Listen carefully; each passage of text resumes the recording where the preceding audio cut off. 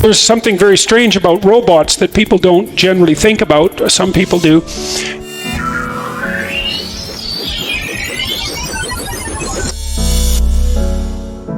Well, I'm hoping that we're going to be smart enough as individuals and careful enough and ethical enough and fast so that as we continue to produce increasingly intelligent computers and robots that are going to mimic us, that they mimic something good enough so that it doesn't destroy us. And so a lot of that's going to depend on the ethical integrity of the people who are working on these advanced systems. And it's not like the people who are working on those systems, at least some of them don't understand that, because they do, and they also understand the tremendous danger that this poses.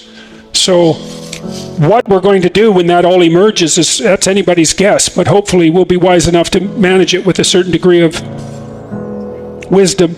We better. I have a variety of contacts in Silicon Valley, and there are people there that I've been communicating with who believe that it's already within their power to build an AI machine that will have higher computational capacity than the human brain. That's within 5 years. Now that assumes that they've got the computational capacity of the brain properly calculated, and that's not necessarily the case. But even if they're out by a factor of 10, that's not many iterations past that. Now maybe we don't understand the brain at all. That's certainly possible. But it isn't just the rapid increase in computational power that's doubling so quickly. Imagine you have a robot and it can learn a few things through imitation, and we already have robots that can do that, because you can program a robot, industrial robot that's worth about $20,000. You can move its arm the way you want it to move its arm, and then it will move its arm that way. So imitation is coming up very rapidly, and the capacity to autonomously learn is already there to some degree. Let's say you have a robot that can learn a little bit, not much. But then let's say you have 20 million of them, and they're all exactly the same, and they have exactly the same architecture. And so what that means, as soon as one robot learns something, then all 20 million of them learn it. And so if each robot is learning one thing a day, then the whole herd is learning 20 million things a day. And so once we hit a certain threshold, the rate of increase in robotic intelligence is going to be just something that we can't even comprehend. I talked to the people at Tesla who ran the autonomous car division, and they know perfectly well they weren't creating autonomous cars, because an autonomous car isn't a car. It's a robot. And it's not just a robot, it's a fleet of robots, and it's a fleet of intelligent robots. And some of the functions that it will perform will be the functions of a car. But to think about that as a car is just, you're just confused. It's like to think of a car as a horseless carriage.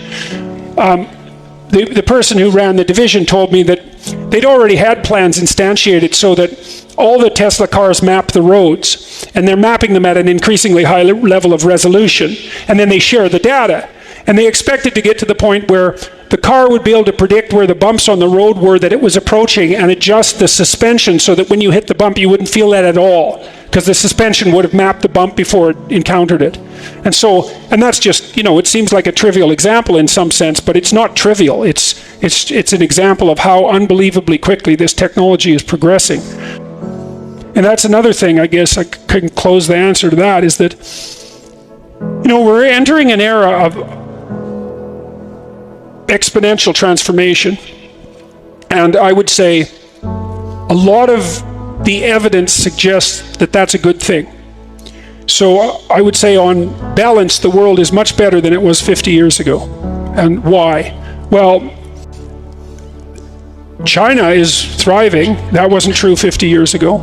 India has a middle class that's larger than the middle class of the United States. The average person in the world is now middle class.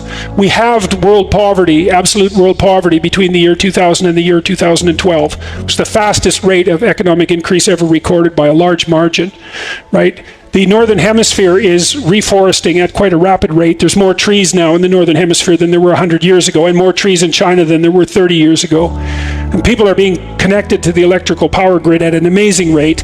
The child mortality rate in Africa is now what it was in Europe in 1952, which is an absolute bloody miracle. The fastest growing economies in the world are in sub-Saharan Africa. Like on the macroeconomic front, there's a tremendous number of incredibly positive things happening, and I think that it's within our capacity in the next 20 years to Well, even the UN predicts that at current rates of economic growth in developing countries, there won't be anybody in the world at the current level of privation by UN standards, which is $1.90 a day. There won't be anyone living at that level in the world by the year 2030, which is like, it's 12 years away. It's absolutely miraculous that that has occurred. So, and I think that there's a reasonable shot of eradicating the 5 major transmissible diseases, and people like Bill Gates are working very hard on that with a certain degree of success. And so we could make hunger and a certain degree of pestilence a thing of the past, and maybe we could do the same thing with warfare if we're super careful.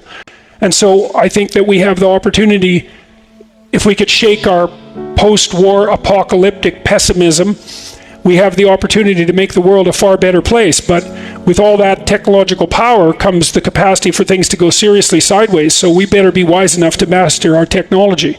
And again, I would say, well, that's all on you. You're all going to be participating in this intensely. And it's all going to depend more than you think on the decisions that each of you make. So you better make the right decisions, because you've got a lot more power than you think, and it's going to increase at a tremendous rate. So I don't see a better route forward than to make stronger people.